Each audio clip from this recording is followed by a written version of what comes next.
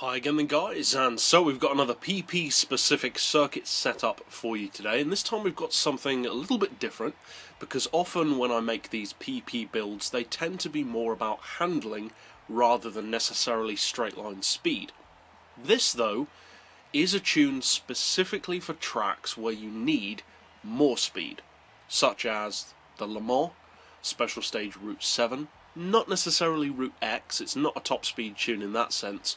This is a tune which is for straight line performance, but in a car that happens to also handle very well. And that is the 2000 shape Camaro SS. Now we've got it on racing hard tyres, but obviously that would be dependent on the situation.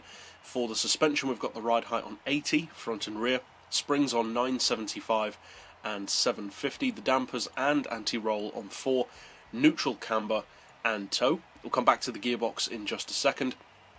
For the diff, and as always feel free to change this for your personal preference of driving, but I've gone for the highest initial torque to stiffen up the steering, lowest acceleration and braking.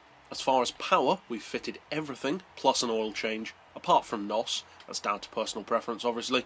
As far as weight, in order to get this down to the 575 pp level, we've had to add a little bit of ballast. We've got stage 1 weight loss, carbon bonnet and window weight reduction. Then we've added 55 kilos of ballast and put that 12% towards the rear of the car. And finally for the gearbox, no, I don't want to reset to default.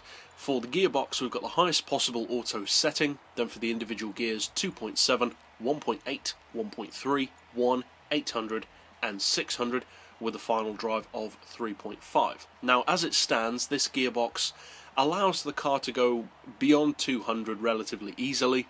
I would recommend using a manual. It works just fine with an auto, but engaging 6th gear a little bit earlier can sometimes help, and obviously that's easier to do if you are using a manual. Now the way this gearbox is set up is it primarily uses a 5-speed in order to get most of its speed, and 6th gear is more for when you've got an ultra long straight such as the old school Le Mans, or if you specifically need it for draft potential, because when you drop up into that 6th gear the pulling power really kicks in, so the revs really drop, but it gives you a huge amount of draft potential and a pretty decent dollop of torque as well. So that's overall for the mechanical build of the car. Now let's take it out to said high-speed track of the Le Mans to see what it's capable of. Now due to the fact that this is a pretty large car, and of course we have also added ballast, so it's reasonably heavy, it's not the kind of car which I would ever really recommend with this particular build on a technical circuit, because it's just not designed for that.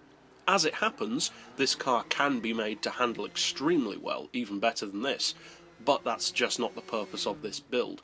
Now on the Le Mans, it can get around the new Le Mans, the 2013 variation I believe it is, with the chicanes, in under 4 minutes, about 3:55 or so, on my first attempt anyway. I could probably do quicker, and doubtless other people can as well. So the potential is there, especially for a road car. This isn't designed for all tracks. This isn't designed to be a Nuremberg Ring Dominator or an Ascari Dominator. It's specifically designed for occasions where you need straight line performance, but cornering as well.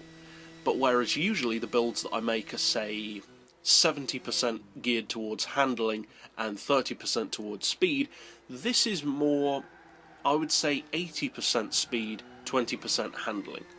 So much more of a straight line geared build. And if you do decide to use it, I guarantee you'll be surprised by how good the handling is regardless, and it is a seriously quick car. So if you do decide to use this build, obviously I hope you find it fun and competitive at the 575 pp level. And if you'd like to keep up with other tunes like this in the future, be sure to slap subscribe down below for that. But for now, as always, thanks for watching.